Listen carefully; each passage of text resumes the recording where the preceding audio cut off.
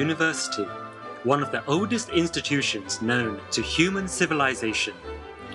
From 1900 BC, royal schools existed in Egypt to train those serving the king.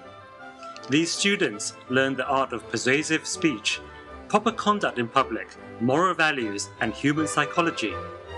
Similar schools have also been found in Sumeria. The earliest schools found in China date back to the Zhou dynasty.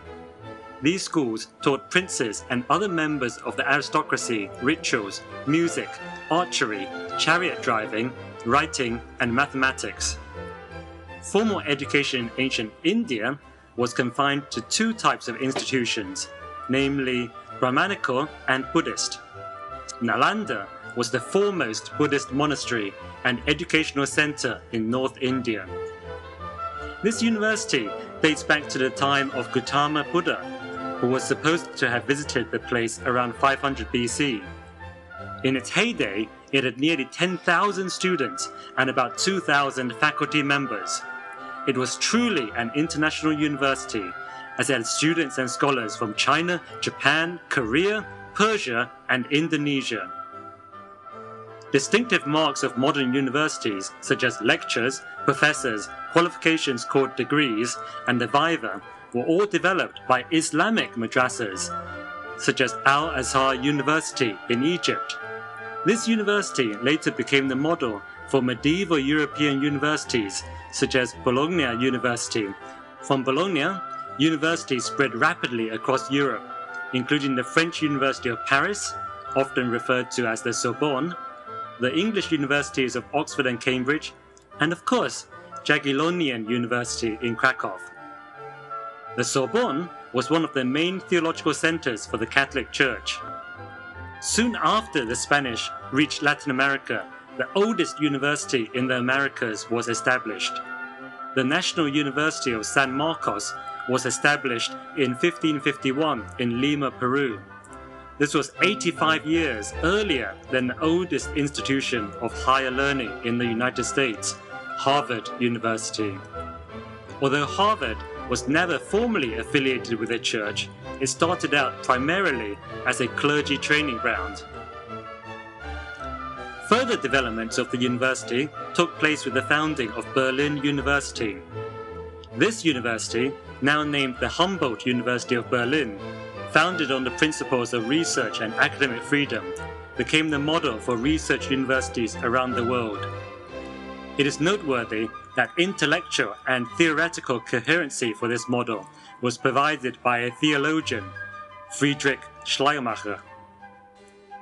Whereas the establishment of universities was not initially based on the church, it was the Bible which provided the basis for greater intellectual rigor and freedom, scientific exploration, and creativity that are sought after by modern universities. At various stages of church history, there have been those who, fearing contamination from the world, have attempted to divorce Christianity from the university. Fortunately, church and mission history also has many examples of people who rightly saw the pursuit of truth, the study of God's creation, and His people as an important form of worship. One example of such missionaries is from India, in the establishment of St. Stephen's College by the Cambridge Mission to Delhi in 1881. Since its formation, St. Stephen's has played a preeminent role in the fields of education and politics of India. It was senior college faculty who floated the idea of founding the University of Delhi.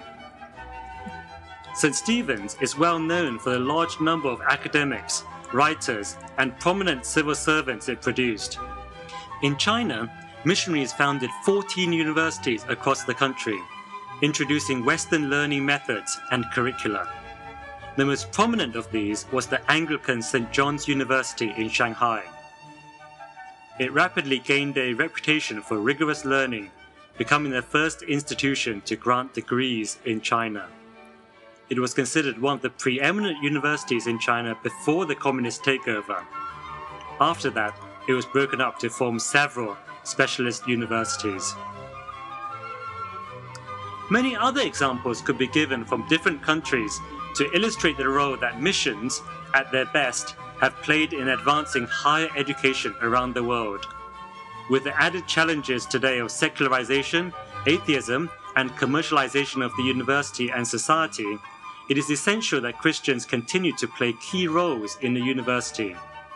We need to bring every subject and theory under the lordship of Christ. Students can be starting to work through how their faith impacts on their understanding of their studies. Lecturers and college administrators need to seek ways for the Bible to shape curricula and point to the Creator God in whom all knowledge finds its goal.